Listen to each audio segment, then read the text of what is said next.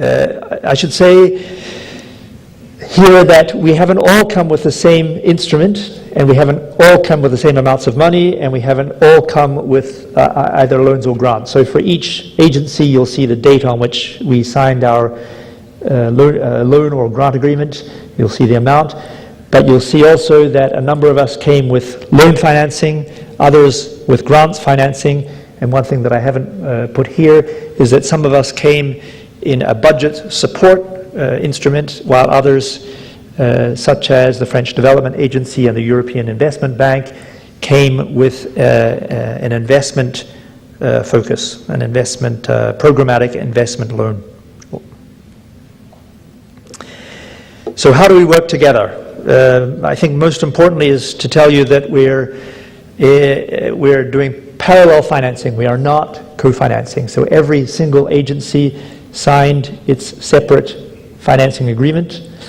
But what we do share is a set of common performance indicators, both the indicator and the actual quantitative values, the targets that we're seeking over each year of the program. We also share a policy matrix, and the policies that feature in the policy matrix are not our policies. They are a series of policies that were drawn from the government's own emergency program, and policies that we saw as being critical on the path to a successful conclusion to the overall program's goals. There is, however, and I'll come back to that when I think about advantages and disadvantages, there are some variations. The World Bank has its own variations on the policy matrix, and the Spanish Development Agency and the European Union also have their own variations. We come on supervision missions together. That's a big advantage, I think, for the Ministry of Education. We don't turn up each on our own. All 6 and now 7 donors mount a 2-week mission every 6 months, and all of our meetings, starting meetings, wrap-up meetings are all held together. And we produce a joint report at the end of each mission, setting out our common findings and where individual agencies find the need to indicate specific statements or needs, we can have separate annexes.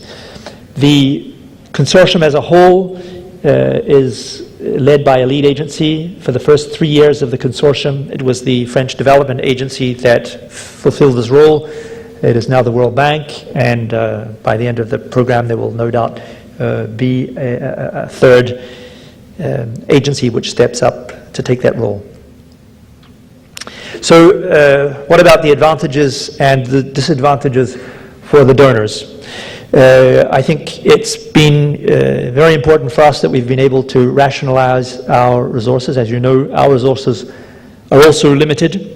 We bring staff, consultants, technical assistants to the table, and it's been great to be able to say, for instance, that the European Union will bring an expert in financial management, while the Spanish Development Agency will bring someone who has expertise in pedagogy, for instance.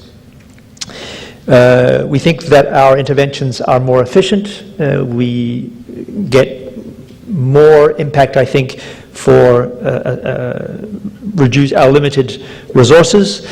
We speak, I should say, up to a point with a single voice, in as much as we ever manage to do that. And I think that provides greater clarity and coherence to our messages. There are, however, some disadvantages, although I think the advantages outweigh the disadvantages.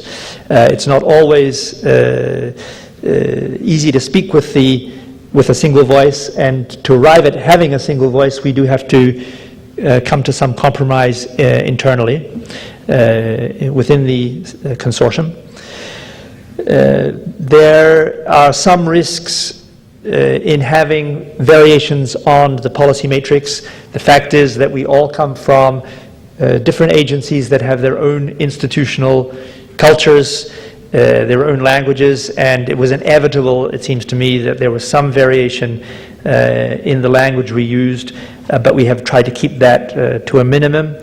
And quite frankly, organizing 7 donors who have both, for the most part, local offices and headquarters is not straightforward. As I'm sure many of you know, different agencies are in different degrees of decentralization. There are agencies that remain highly centralized, and so being required to continually have dialogue, not only with the local offices but also with headquarters, can at times be quite difficult.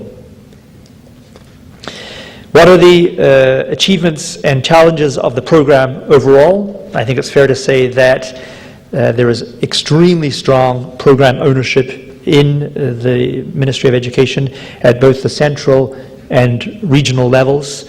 Morocco is a country that has at least a 4-level education system with central ministry, regional education offices, provincial education offices, and then the school system. And there have been significant operational successes, I think, amongst others, to the conditional cash transfer program called Taysir, where families are provided with a monthly stipend if they send their children to school in particularly targeted areas. There have been positive trends in universal access to schooling. I'll come back to that on the next slide. And to some extent in equity. There remain, however, challenges primarily in ensuring that the very well-designed program really has an impact in the classroom. While the ownership is very strong at the central and regional levels, I think it's not as strong at the provincial and school levels. It's very important that teaching is supported within the classroom, that the inspectorate body takes a strong role in ensuring that the program really does have an impact in the classroom.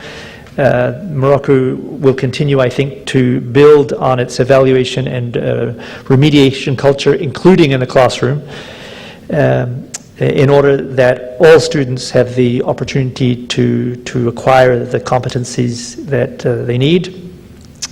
And this is a bureaucracy, like many bureaucracies, has administrative requirements that often slow down implementation, and one of the areas where implementation has been slowed down dramatically is in the use of technical assistance funds that come from a number of donors, and those funds have not been have not been used very quickly. Just to give you one measure of progress, as I said earlier, we're waiting for the results of the 2011 TIMSS survey, which is in many ways a real measure of results. This is a measure of enrollment rates, changes in enrollment, top left in primary schools, bottom right in the college, the lower secondary education system. So clearly the good news is that enrollment rates in primary school are close to universal. The 2 lines you see are rural boys in the constant line, the dotted line, urban boys in the constant line, rural girls in the dotted line. As you can imagine, urban girls and rural boys, the curve for those two are between those 2 curves.